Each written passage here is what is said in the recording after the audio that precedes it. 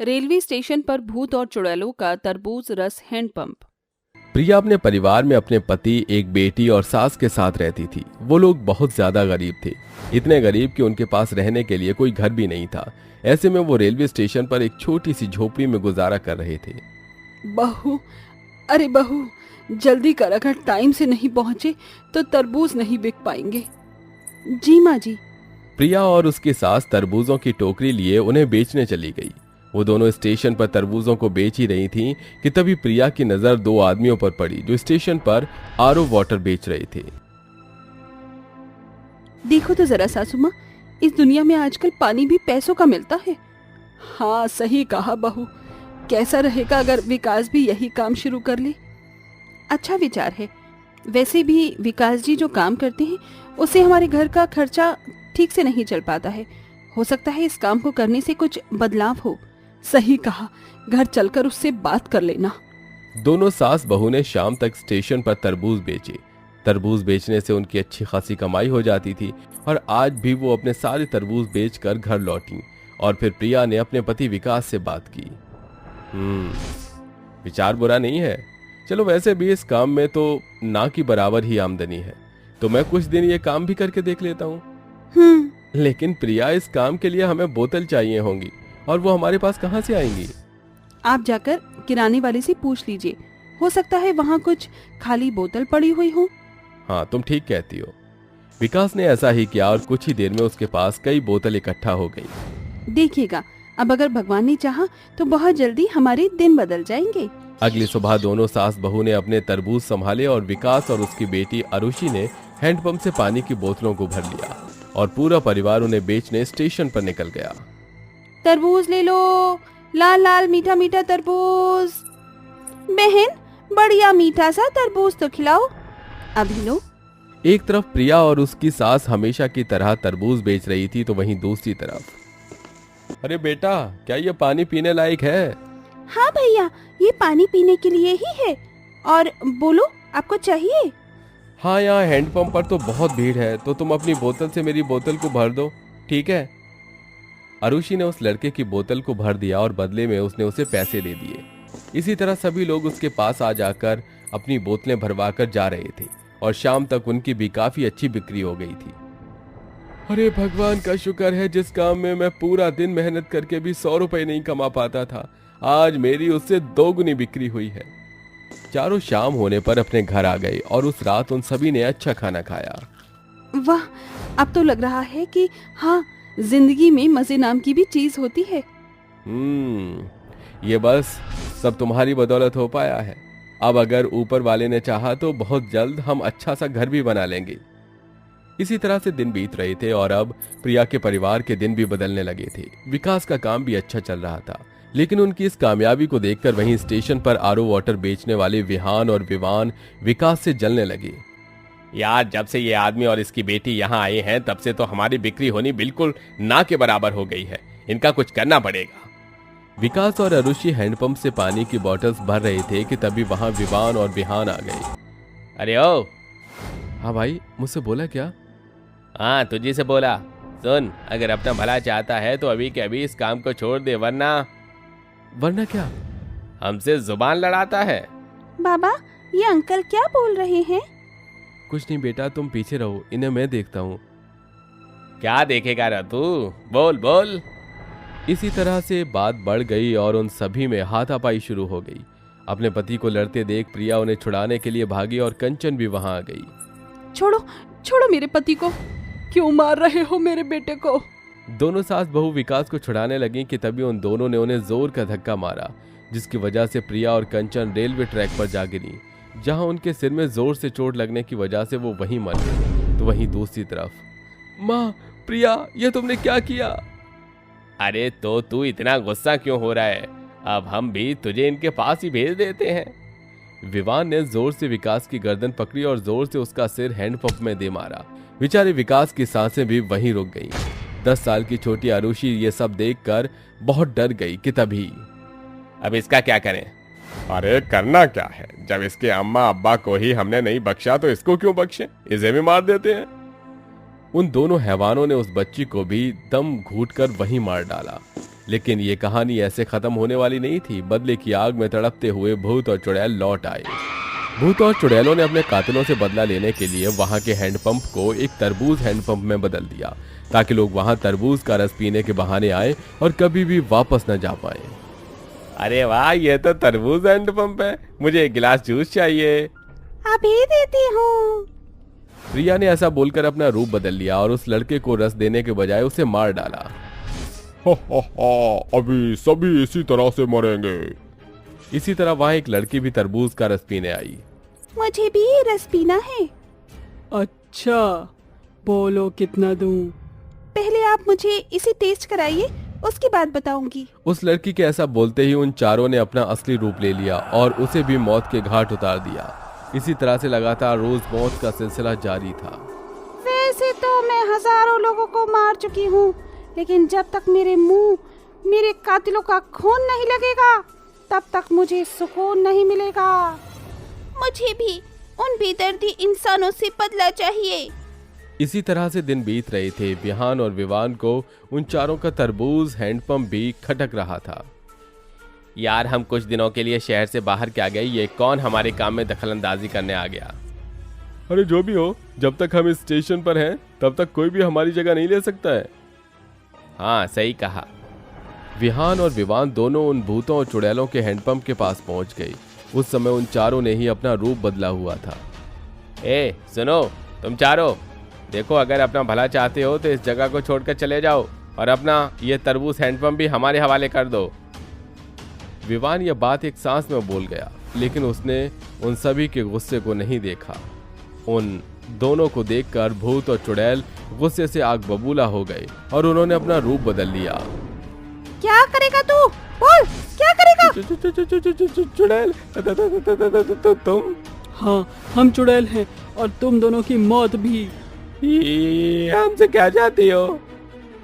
अब तुमसे अपना बदला चाहते हैं। हम वही हैं जिन्हें तुमने बेरहमी से मार डाला था, और आज अब तुम मरने को तैयार हो जाओ। विकास ने ऐसा बोलकर उन्हें कुछ बोलने का मौका भी नहीं दिया और पूरा परिवार उन दोनों पर झपट पड़ा।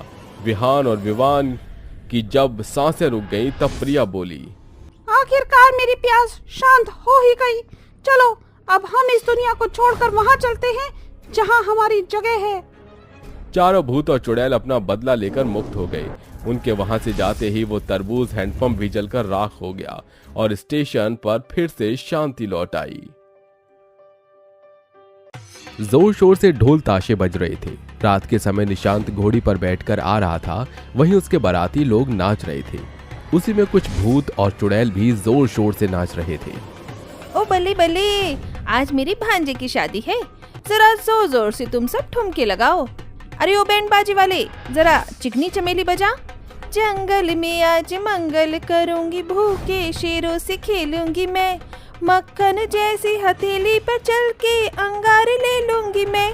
हाय चिकनी चमेली चुपके अकेली पौआ चढ़ा के आई। अरे जरा बुढ़िया को देखो, कितना थिरक रही है। क्यों न हम इससे ज्यादा रंग जमाए। हाँ बिल्कुल, बारी न आए हमारी, बाराते देखे सारी, बारी न आए हमारी, बाराते देखी सारी, नाचे हम सब की बारातों में, याद पिया की आने लगी, हाय भीगी भीगी रातों में। ये देखो, नाच तो ऐसे रही है जैसे इसी की शादी हो। बेटा, इतना अच्छा डांस काश तू अपनी शादी में करती तो मैं तुझे शगुन में 1 रुपया तो दे ही देता है।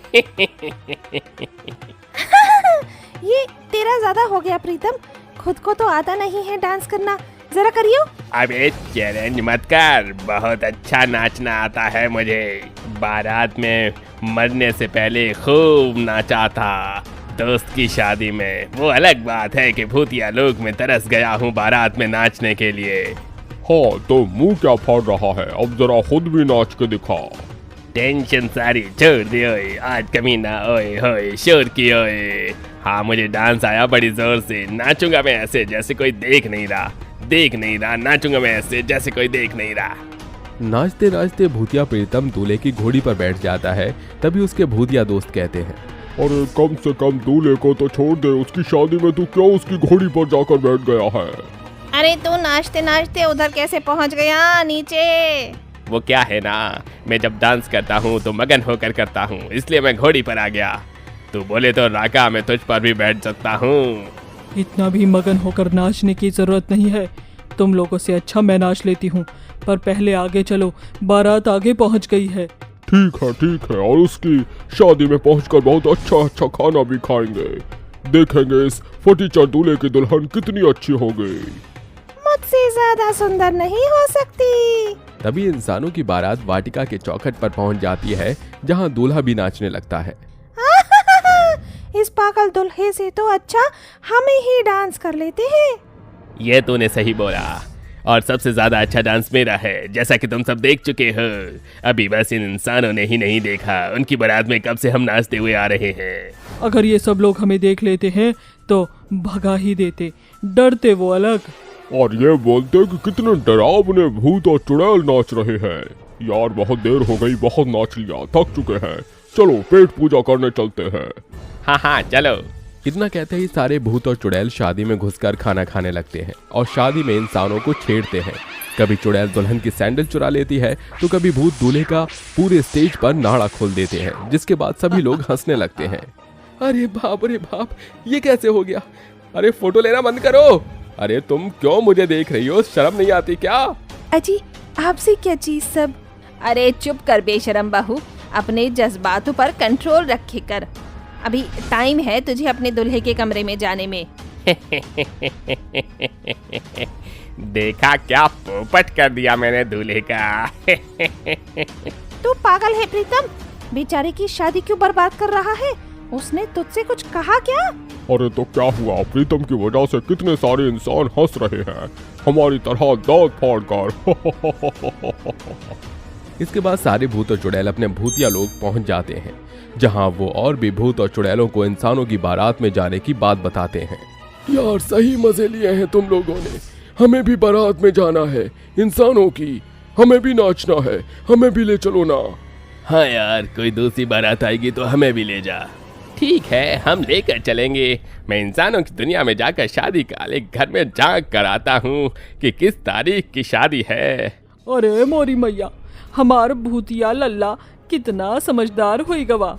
अबे हट, मेरे बाल मत छेड़, बड़ी मुश्किल से सेट होते हैं। बालों को सेट करता रहता है, इसलिए इससे अभी तक कोई भूतनी नहीं पटी। हो गया तुम लोगों का, वेरी बैड जोक, हंसी नहीं आई।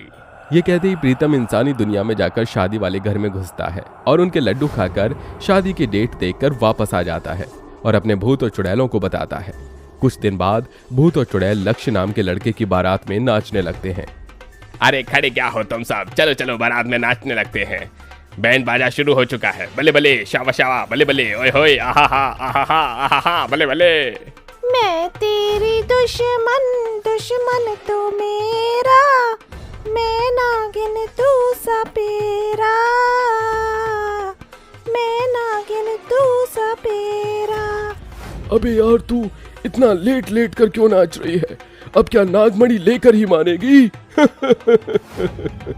अबे तू चुड़ैल है, नागिन मत बन, मेरा नाच देख। सपने में मिलती है, ओए कुड़ी मेरी सपने में मिलती है, सारा दिन घूंघटे में बंद पुड़िया सी अखियां में खिलती है। आहा, भूत मेरी बारात में, भूत और चुड़ैलें नाच रही हैं। पापा पापा देखो। अरे भूत आ गया, अरे भागो भागो। पापा मुझे नहीं करनी शादी, चलो वापस चलो। ये बोलते ही लक्ष्य और उसकी बारात सब एकदम से गायब हो जाते हैं। ये देखकर राका बोलता है, ओ माई माता, ये कैसे हो गया? आखिर इंसानी बारातियों ने हमें देख कैसे लिया? पिछली बारात में तो किसी को कुछ पता नहीं चला था, बेचारे शादी करने से इनकार कर गया। ये सब इस पागल प्रीतम की वजह से हुआ है। भूल गए तुम, आज पूर्णिमा है। पूर्णिमा के दिन हमें इंसान बेहद आसानी से देख सकते हैं। अरे यार, हमारा बारात में नाचने का कितना मन था, हमने नाचा भी नहीं, उससे पहले बारात भाग गई। अरे तुम चिंता मत करो, 2-4 दिन बाद फिर किसी इंसान की बारात आएगी तो हम फिर उसमें नाचने चलेंगे। तभी भूत और चुड़ैल उदास होकर अपनी दुनिया में चले जाते हैं। कुछ दिन बाद फिर किसी इंसान की बारात बैंड बाजे के साथ आ रही थी, जहां सभी लोग नाच रहे थे। फिर वो भूत और चुड़ैल फिर से जाकर नाचने लगते हैं। ओए ढोल वाले, बैंड बाजा लेके आओ। ओए तेनू दूल्हा किन्ने बनाया, भूतनी के। तेनू घोड़ी किन्ने चढ़ाया, भूतनी के हाँ भूतनी के। जैसे ही बारातियों का ध्यान भूत और चुड़ैलों के नाचने की तरफ जाता है तो वो सब हक्के बक्के रह जाते हैं और उनसे डरने लगते हैं। अरे मेरी मैया, इतने सारे भूत और चुड़ैल मेरी शादी में, अरे कैसे आए? पापा, आपने इनको भी इनविटेशन कार्ड दिया था क्या? अरे नहीं बेटा, ऐसा कुछ भी नहीं है। कहीं ये मेरे बेटे की शादी रोकने तो नहीं आए? अरे नहीं, आप हमें गलत समझ रहे हैं। हमसे डरिए मत, हम तो बस बारात में नाचने आए हैं। पापा आप तांत्रिक वगैरह को बुलाओ, कहीं ये हमें मार ना दे। भूत और चुड़ैल तो वैसे भी मार देते हैं और मैं अपनी शादी के दिन मरना नहीं चाहता।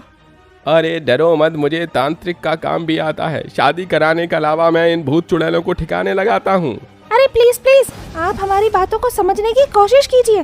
हम किसी को मारना नहीं चाहते, बस अपने भूतिया लोक से यहाँ नाचने के लिए आए थे। वो क्या है ना, हमारे भूतिया लोक में शादी नहीं होती और आप सब लोग इतना एंजॉय करते हो तो बस वही करना चाहते थे। हमें नहीं पता था कि आप हमें देख पा रहे हो या नहीं। हम सच में ऐसा कुछ नहीं कर रहे थे, हमें छोड़ दीजिए। अरे लगता है ये मासूम भूत और चुड़ैल सिर्फ मनोरंजन के लिए आए थे। अगर ऐसी बात है तो तुम मेरे बेटे की शादी, मेरा मतलब बारात में नाच सकते हो। सच में अंकल? ओ भले। ये सुनकर सारे भूत और चुड़ैल खुशी से उछल पड़ते हैं और हरभजन के कहने पर शादी में शामिल होकर नाचने लगते हैं। तभी लंका दुल्हन का हाथ पकड़कर आता है। मेहंदी लगा के रखना, डोली सजा के रखना, लेने तुझे ओ गोरी, आएंगे तेरे सजना। इनका सजनवा मैं हूँ लंका भूत जी। इस तरह भूत और चुड़ैलों के बारात में नाचने की इच्छा पूरी हो जाती है, जिसके बाद वो अपनी दुनिया में लौट जाते हैं और अपनी बिरादरी की चुड़ैलें ढूंढकर अपनी बारात में भी नाचते हैं।